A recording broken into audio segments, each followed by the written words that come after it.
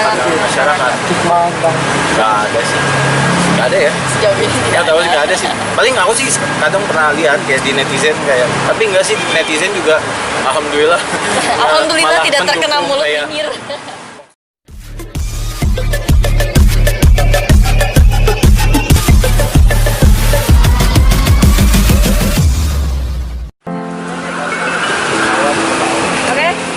Oke. Ya, next mungkin sedikit dong membahas masalah yang pernah kita juga soal rumah tangga. Mungkin sekarang seperti apa sih? Sekarang ya yang jelas aku biayain anakku sendiri, nafkahin anakku sendiri. Sekarang kerja buat anak, ya sebisa mungkin mandiri ya, sebagai ibu yang mandiri. Perceraian mungkin kapan? Kenapa? Perceraiannya sudah dari kapan? Udah dari April tahun 2019. 2019. Mungkin untuk review lagi dong kembali gitu alasan perceraian pada saat itu sampai terjadinya KDRT mungkin ada apa?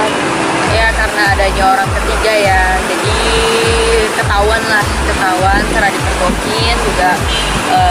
Waktu itu posisinya juga mamaku juga ikut karena waktu itu mau nemenin El buat ketemu, tapi ternyata ada kejadian yang nggak mengenakan sehingga terjadi cekcok, sempat minta maaf, terus aku maafin, tapi ternyata dia nggak bisa jaga kepercayaan itu. KDRT-nya apa aja sih yang dilakukan? Lempar spons cuci piring ke muka. Dan itu depan anak.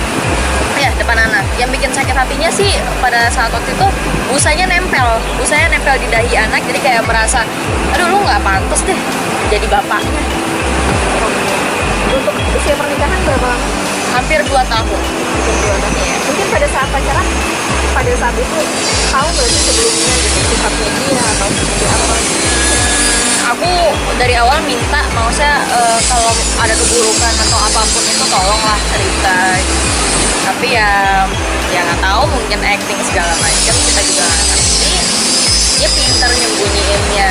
Soalnya kaget juga sih ternyata kok, apa mungkin gara-gara udah ketahuan sehingga jadi begitu kan, kadang ada faktor-faktor kayak gitu kan. Jadi mikirnya ke situ.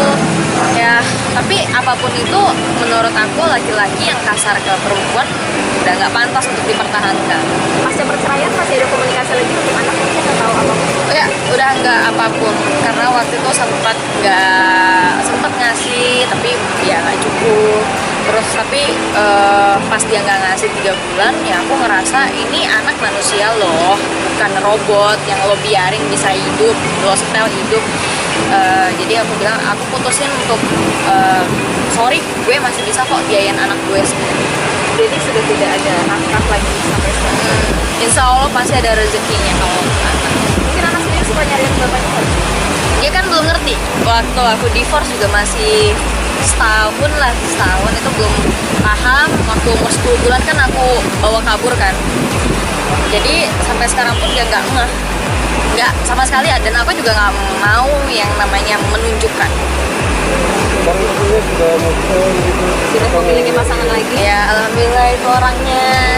Sini mas, masuk yuk. Oh mas kok dinding mas ini. Enggak mas sebenarnya. Mundur lagi. Enggak kita yang. Oh iya. Ya, gimana mungkin mengenal sosok Ines, gimana sih, bagaimana mungkin ceritanya? Kenalnya gimana? Sebenarnya kalau kenal udah dari lama ya. Udah lama. Udah dari saya SMA kelas 1, dia SMP kelas 2 lah ya. 2000 sekitar 2010-11 lah. Gitu. Kenalnya juga kebetulan karena temennya saya Esa Sigit itu waktu itu teman satu band, terus satu judul film sama dia. Ya, Terus ya udah, terus kenal tapi belum pernah ketemu, cuma chat-chatan doang. Maksudnya kayak ya udah kenalan doang, terus baru ketemu itu ya kita tahun lalu, dan memang setelah udah divorce gitu. Iya.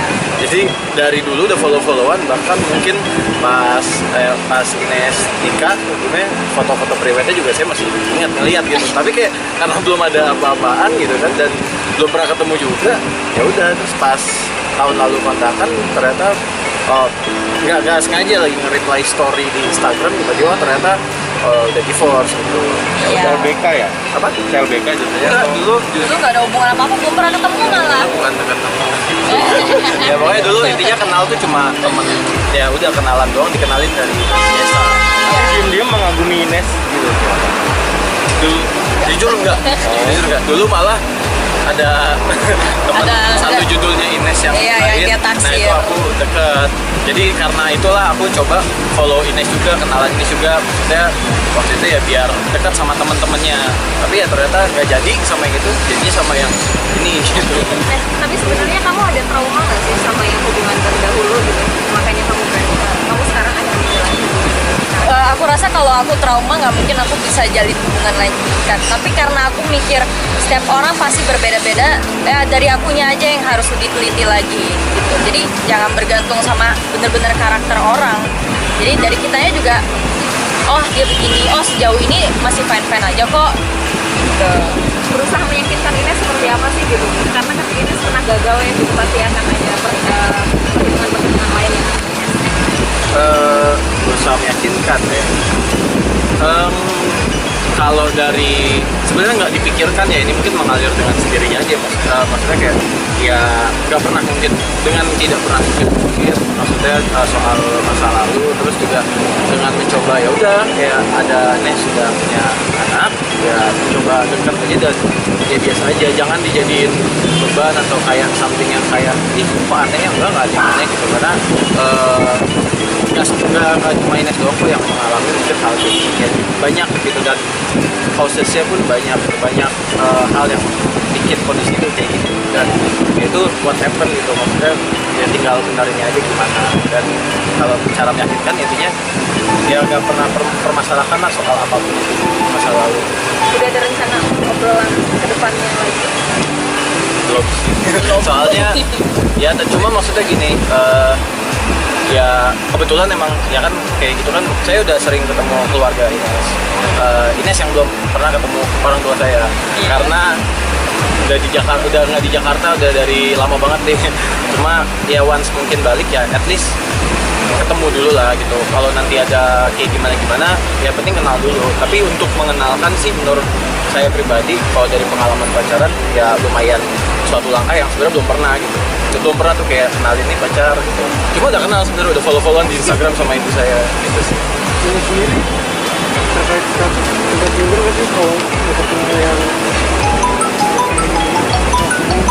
Awal-awal sih ya, awal-awal habis divorce kayak aduh gitu kan, kayak ya gimana sih stigma orang tentang single mom ya kan.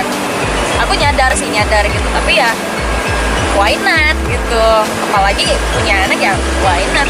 Gue juga kerja buat anak kok, ini gue nggak aneh-aneh kok, ya berusaha positif ke diri sendiri aja sih, dan yakin impactnya ke orang lain juga bakalan positif. tapi ada pihak-pihak lain yang mengajak hubungan dengan sama ini seperti apa? Pandangan masyarakat Masyarakat nggak ada sih, nggak ada ya. Sejauh ini Ya tahu sih nggak ada sih. Paling aku sih kadang pernah lihat kayak di netizen kayak, tapi enggak sih, netizen juga alhamdulillah. alhamdulillah malah tidak terkena mendukung mulut kayak- nyinyir. Maksudnya malah membandingkan dengan yang Dulu. sebelumnya, tapi membandingkannya yang ini lebih baik, yang Iya. mudah-mudahan memang bisa jadi lebih baik dari sebelumnya. Gitu. Oke, Oke. ya, thank you. Thank you. Oke. Boleh foto dulu, Terima foto dulu, kasih. foto sebentar.